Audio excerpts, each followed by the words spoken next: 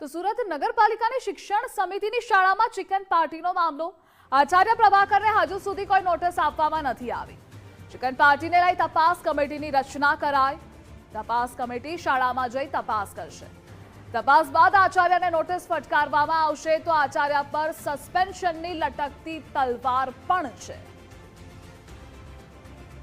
અને આ મુદ્દે સંવાદદાતા રાકેશ જોડાયેલા છે। રાકેશ, ચિકન પાર્ટી થઈ પરંતુ આચાર્ય પ્રભાકરને હજુ સુધી નોટિસ પણ નથી અપાઈ, શા માટે?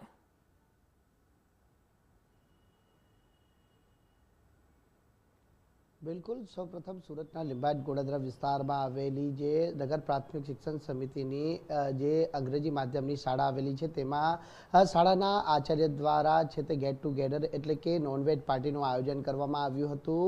જે શિક્ષાના ધામની અંદર બાળકોને અભ્યાસ આપવામાં આવે છે। શાળા એ સરસ્વતી માનું મંદિર કહેવામાં આવે છે અને અહીં બાળકોનું ઘડતર થાય છે, ત્યારે આ શાળાની અંદર નોનવેજ પાર્ટી કરવામાં આવી હતી અને આ સમગ્ર ઘટનાનો વિડીયો વાયરલ થયો હતો। ત્યારે વાયરલ વિડીયોને લઈને હજી સુધી જે આચાર્યને નોટિસ આપવામાં આવી નથી, પરંતુ તપાસ કમિટીની હવે રચના કરી દેવામાં આવી છે। આપણી જોડે નગર પ્રાથમિક શિક્ષણ સમિતિના અધ્યક્ષ રાજેન્દ્ર કાપડિયા ઉપસ્થિત છે, સીધી વાત કરીશું તેમના જોડે।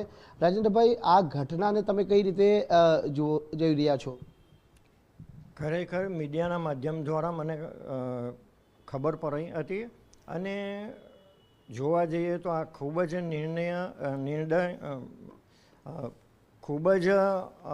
નિંદનીય કામ કહેવાય, કારણ કે આવી રીતે કોઈપણ શાળાની અંદર નોનવેજ પાર્ટી કરવી, આમ તો શાકાહારી પાર્ટી કરવી પણ એક ગુનો જ છે અને અમે એની કોઈ પણ પરમિશન આપતા નથી।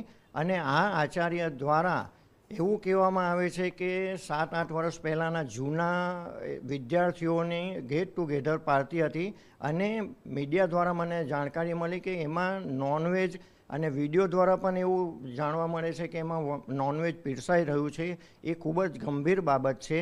શનિ અને રવિવારે શાળા બંધ હતી અને કાર્યાલય પણ બંધ હતું। આજે જ્યારે અમે ઓફિસે આવ્યા છે ત્યારે ચોક્કસ અધિકારીઓ સાથે વિચાર વિમર્શ કરીને સસ્પેન્ડ કરવા સુધીની કાર્યવાહી આ આચાર્ય પર કરવામાં આવશે। આચાર્ય કોણ છે અને ખાસ કરીને શાળા એ સરસ્વતી માનું મંદિર કહેવામાં આવે છે, શું આ મંદિરની અંદર આ પ્રકારની પ્રવૃત્તિ શોભનીય ખરી? શાળા એ સરસ્વતીનું મંદિર છે, આમ શાળાની અંદર આ રીતે નોનવેજ પાર્ટી કરવી એ ખૂબ જ ગંભીર બાબત છે અને આચાર્યને ટેલિફોનિક વાતચીતમાં મારે ધ્યાન કરી હતી તો આચાર્યએ એવું કહ્યું હતું, સાહેબ મારી ભૂલ થઈ, પરંતુ આ ભૂલ ખૂબ જ ગંભીર છે અને એને કારણે એ આચાર્ય પર ખાતાકીય તપાસ સોંપીને સસ્પેન્ડ કરવા સુધીની કાર્યવાહી કરવામાં આવશે। આ સિવાય અન્ય શાળાઓમાં આ પ્રકારની ભવિષ્યમાં પ્રવૃત્તિ ન થાય તે માટે શું આયોજન?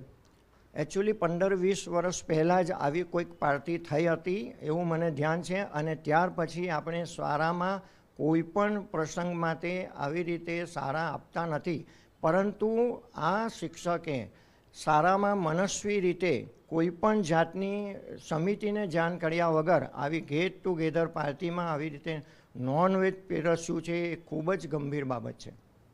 એટલે હવે સસ્પેન્ડ કરવામાં આવશે એ વાત ચોક્કસ છે? ખરેખર એમને સસ્પેન્ડ કરવા જ જોઈએ। અત્યારે અમે અધિકારીઓ સાથે વિચાર વિમર્શ કરીને કદાચના તો અડધો 1 કલાકમાં જ સસ્પેન્ડ કરવા જેવી કાર્યવાહી પણ કરવાનો વિચાર કરી રહ્યા છીએ।